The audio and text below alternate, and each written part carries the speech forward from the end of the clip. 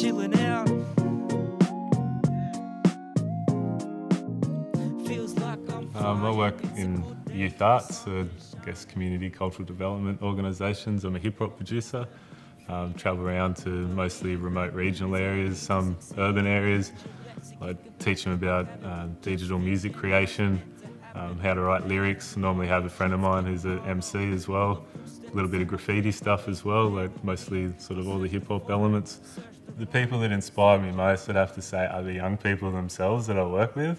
I know that question was sort of targeted at maybe other people who are doing the same sort of job as me, but for me the inspiration definitely comes from young people and seeing them enjoying doing what I also enjoy doing. So I go in there, they also have a love for rap music and we work together and we make something and everybody has a really good time, and to see their confidence grow and just change as a person and be a good role model to them, and that inspires me heaps. The project that I'm most proud of, it's a tough question. There's been so many projects that I've worked on and seen so many great outcomes. Particular one that's pretty amazing would be a Handle with Care project.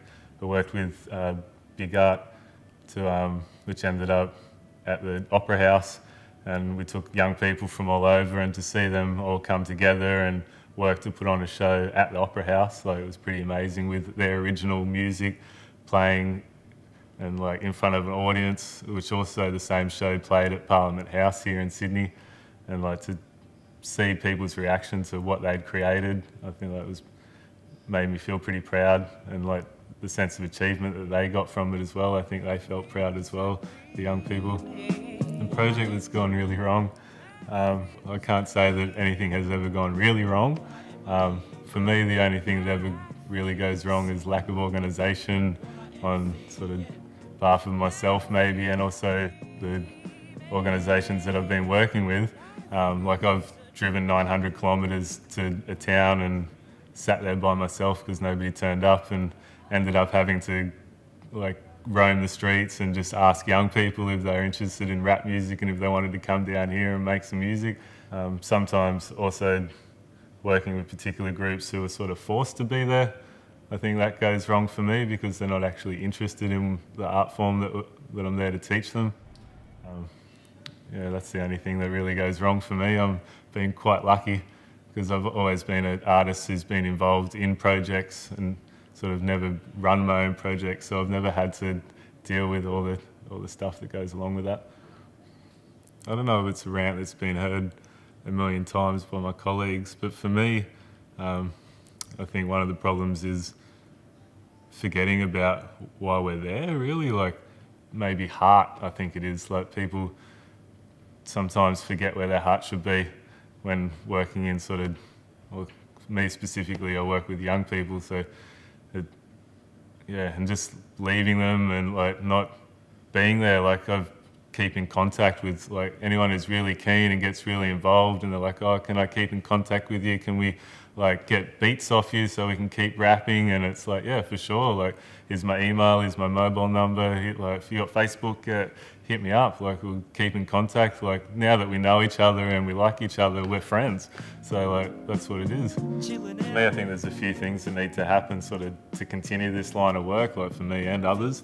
I guess more funding into this sort of area. As sort of bad as I feel saying that, it's I guess putting more money into it so that more stuff can happen, and making sure that that money is directed to the right areas, I guess, would be a big thing.